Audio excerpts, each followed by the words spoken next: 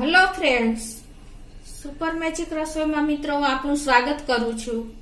આજે હું પપુડીનો વિડીયો લઈને આવી છું મિત્રો। તો તમને ચોક્કસ આ વિડીયો તો ગમશે જ। ગમે તો લાઈક કરજો, શેર કરજો અને સબસ્ક્રાઇબ કરવાનું તો ભૂલતા જ નહીં।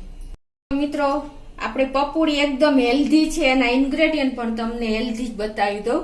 જો એના માટે મેં એક તો આપણે ઘરનું માખણ હોય છે, વ્હાઈટ માખણ જે ઘરે બનાવી છે એ લીધું છે। દેશી ગોળ આપણે આવે છે એ લીધો છે, અને દેશી ગાયનું આપણે આ ઘી લીધું છે, બરાબર। અને આ સાકર લીધી। સાકર મિત્રો આવી રીતે જો ગાંગડા સાકર આવે છે, મોટા ગાંગડા આવે છે એ લેવાના। તમે કટકી સાકર લેશો ને તો એ પણ પ્રોસીજર કરેલી જ હોય છે, પણ આ એકદમ હેલ્ધી પીસ હોય છે। તો એને પણ આપણે આ રીતે જો ખાંડી અને એનો ભૂકો કરીને પછી આપણે મિક્સરમાં એનો પાવડર કરી લઈએ છીએ। અને આ રીતે હું જો બેણી તૈયાર ભરી લઉં છું પાવડર કરીને। એટલે તમે બને ત્યાં સુધી જો આવી સાકર વાપરશો ને તો એકદમ હેલ્ધી હોય છે। અને બીજું અને રોટલી લીધી છે મેં, અને રોટલા લીધા છે। આટલા ઇન્ગ્રેડિયન્ટ આપણે લેશું મિત્રો। હવે આપણે બનાવવાનું ચાલુ કરીએ। આ રેસીપી એટલે કે પપુડી મિત્રો આપણે પ્રાચીન સમયથી આવેલી આવે છે। આપણા વડદાદા દાદાના સમયથી આપણે લોકો લેતા જોઈએ છીએ, એટલે કે ઘરે બનાવતા જોઈએ છે। કૃષ્ણ ભગવાન બાળ સ્વરૂપ હતા ને, એમ કે નાના હતા ને ત્યારે ઈ જશોદા માતા એના માટે આ જ બનાવીને આપતા। કેમ કે ગાયો ચડાવવા જતા ને મોટા થઈ ગયા પછી, ત્યારે જશોદા માતા એને આવી રીતે પપુડી બનાવીને અને એકદમ વાસણ સ્ટીલના ડબ્બામાં ભરીને અને પછી એને આપતા। અને એ રીતે ગોવાળી લોકો છે ને, એ લોકો પણ કેમ આટલા હેલ્ધી અને તંદુરસ્ત છે એનું કારણ પણ આ જ છે મિત્રો, કે એ લોકો પણ પપુડી બનાવીને જ એક પપુડી લઈ જઈને ગાયો ચડાવવા જાય, એટલે તો ઈ પપુડી ખાઈ લે ને તો આખો દિવસ એનો નીકળી જાય। એટલી આ હેલ્ધી છે અને એટલી આ એનર્જેટિક છે, એટલે કે એકદમ આપણા હેલ્થ માટે આપણને એનર્જી શક્તિ આપે છે। તો આપણે આ જનરેશનને ખાસ આ લોકોને બાળકોને આપણે આપવી જોઈએ, જે લેડીઝ સિટી વાળા લોકોને ખબર નથી હોતી। આપણે ગામડે તો બનાવીએ જ છીએ, પણ જે સિટીના લોકો હોય છે ને એને કાંઈ ખ્યાલ નથી હોતો। જો તમે આ રીતે બાળકોને આપશો ને ટિફિનમાં, અને કે જે લોકો જોબ કરતા હોય એ પણ જો આ રીતે ટિફિનમાં 1 કે 2 પપુડી લઈ જશે ને તો એને એકદમ એનર્જેટિક ફીલ થશે, પ્લસ એની તંદુરસ્તી પણ જળવાઈ રહેશે। તો હવે આપણે બનાવવાનું ચાલુ કરીએ। તો એના માટે મિત્રો જો મેં આ રીતે રોટલી બનાવી લીધી છે, અને રોટલા પણ મેં બનાવી લીધા છે। તમને બતાવી પણ દઉં। આ રીતે તમારે જે સાઈઝની રોટલી બનાવવી હોય ને એ બનાવીને, રોટલા પણ તમારે જે સાઈઝના બનાવવા હોય એ બનાવી લેવાના છે।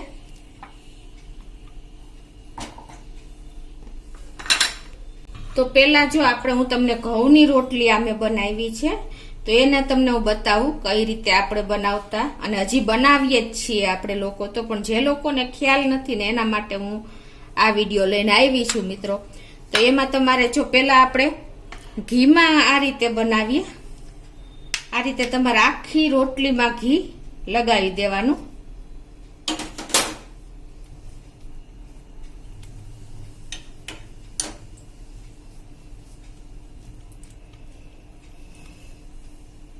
એ જ રીતે આપણે બીજી રોટલીમાં પણ ઘી લગાવી દેશું।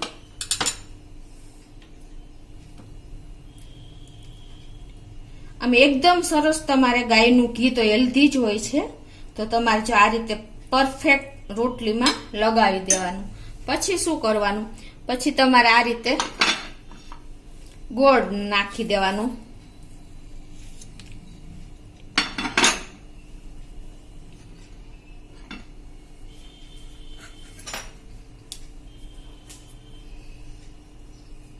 આ રીતે ફરતી રોટલીમાં તમારે સ્પ્રેડ કરી દેવાનો। આ રીતે થોડા થોડા પીસ હાથેથી પણ, તમને જો ચમચીથી ન ફાવે, આ દેશી ગોળ છે એટલે એકદમ આવી રીતે સ્ટીકી હોય છે, એટલે તમારે આવી રીતે થોડે થોડે અંતરે રોટલીના ગોળના પીસ નાના નાના કરીને અને આ રીતે તમારે મૂકી દેવાના। જે તમને ભાવતો હોય એ પ્રમાણે તમારે નાખી શકો છો। પણ આમાં જેમ બને એમ રોટલી અને ઘી અને ગોળનું જો લેવલ વધારે હશે ને તો તમને બહુ પરફેક્ટ લાગશે, એકદમ પપુડું. આપણે જો ગોળના ટપકા મૂક્યા પછી તમારે એને આ રીતે વાળી દેવાની. ઈઝીલી હાવ આમાં ટાઈમ નહીં લાગે મિત્રો. ક્યારેય તમારે જો આ એક કે બે પપુડી તમે ખાઈ લેશો ને તો તમારે શાકની પણ જરૂર નહીં પડે અને એકદમ તમે શક્તિ આમ ફીલ થઈ જશે, એમ કે તમને એનર્જેટિક લાગશે. હવે એ જ રીતે આપણે જો આ બીજી રોટલીમાં આપણે ઘી લગાવ્યું છે ને એમાં આપણે આ જે સાકરનો ભૂકો મેં તૈયાર કર્યો છે, મેં તમને બતાવ્યો એ રીતે તમે સાકર વાપરો તો વધારે બેસ્ટ, નહીતર તમે ખાંડનો પણ ઉપયોગ કરી શકો છો. તો આ રીતે આપણે સાકરને આવી રીતે રોટલી ઉપર લગાવી દેશું.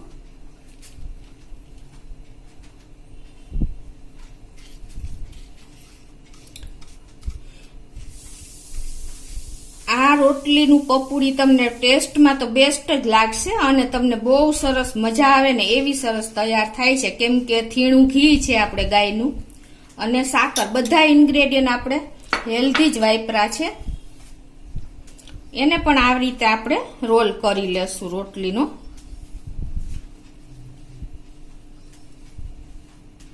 તો આપણે આ એક પપુડી ગોળમાં કરી અને આ રીતે એક પપુડી આપણે સાકરના પાવડરમાં કરી, તમે ખાંડમાં પણ કરી શકો છો. હવે તમને આગળની પણ પ્રોસીજર બીજી પણ બતાવી દઉં.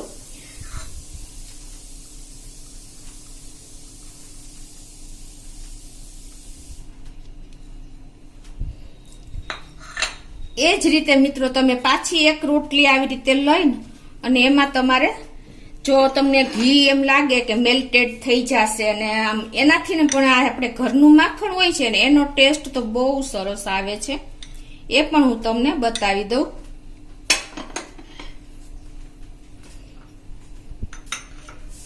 આવી રીતે તમારે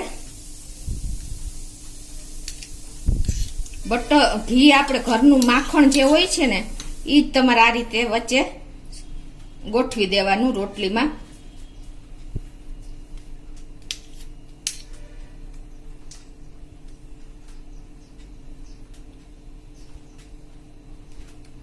મિત્રો આ માખણ માટે તો માણસો કેટલા તળસતા હોય છે કે ઘરનું માખણ તમને જો બનાવતા આવડી જાય ને તો તમારા બાળકોની આઈક્યુ લેવલ પણ વધી જાય છે. આ માખણ એટલું ઉપયોગી, કેમ કે કૃષ્ણ ભગવાન માખણ સિવાય કાંઈ ન ખાતા, દરરોજ માખણ ચોર એટલે તો માખણ ચોર કહેવાતા. આ રીતે તમારે જો રોટલીમાં માખણ આવી રીતે વચ્ચેના ભાગમાં લગાવી દેવાનું. પછી આપણે એની માથે આ રીતે આપણે રોટલી વચ્ચે જો માખણ આમ રાખી દીધું છે. તમે જો ઘરનું માખણ ન હોય ને તો તમે અમૂલનું માખણ પણ ઉપયોગ કરી શકો છો, પણ તમારે સોલ્ટી નહીં લેવાનું, એટલું તમારે થોડુંક ધ્યાન દેવાનું છે. હવે આપણે આ રીતે એની ઉપર આ રીતે ગોળ મૂકી દેશું.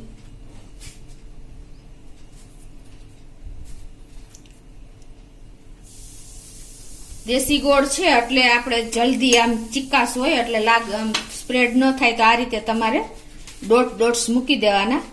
અને પછી મિત્રો તમારે આને જો આ રીતે જ આપણે રોલ કરી દેવાનો છે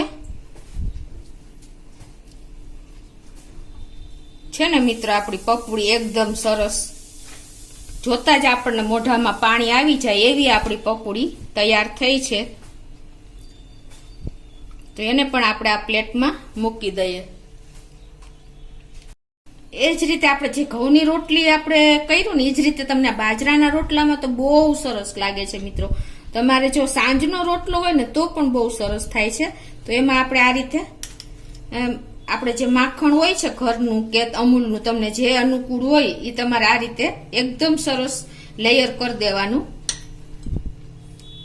મિત્રો આ તમે એક વખત ખાશો ને તો તમને એમ થઈ જશે કે આપણે પીઝા બાજુમાં રહી જાય અત્યારની જનરેશનને, અને એકદમ એને એનર્જી આવી જાય એવી આ એકદમ ફીલ આ થશે તમને. આ રીતે બટર ફૂલ લગાવી દેવાનું મિત્રો. બટરમાં જ તમે જોવો ને તો કોલેસ્ટ્રોલ આપણે ન આવે, ઘરનું બટર હોય તો. અને એમાં પછી આપણે આ રીતે ગોળ સ્પ્રેડ કરી દેવાનું. આ મારે મેં તમને કીધું એમ થોડોક દેશી ગોળ છે એટલે સ્પ્રેડ કરવામાં ટાઈમ લાગે એટલે હું આવી રીતે ડોટ્સ મૂકી દઉં છું.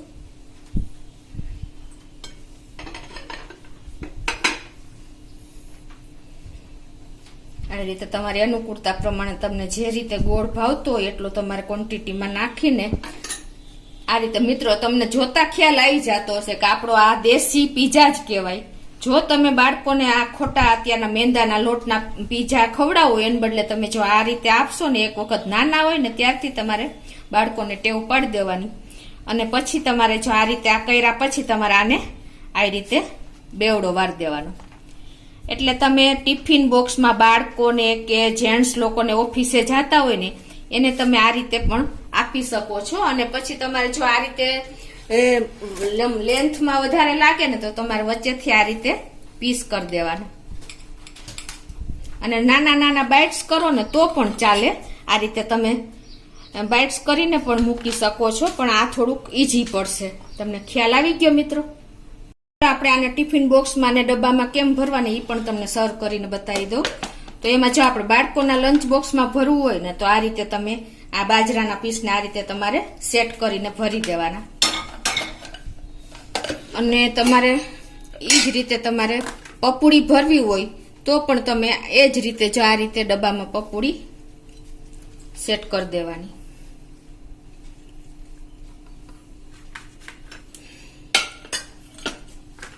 આ રીતે તમે બાળકોને કે જેન્ટ્સ લોકોને ઓફિસે તમે ભરીને આ રીતે તમે ઇન્સ્ટન્ટ તમે આપી શકો છો મિત્રો. તો તમને ચોક્કસ મારો આ પપુડીનો વિડીયો ગમ્યો હશે. ગમે તો લાઈક કરજો, શેર કરજો અને સબસ્ક્રાઇબ કરવાનું તો ભૂલતા જ નહીં.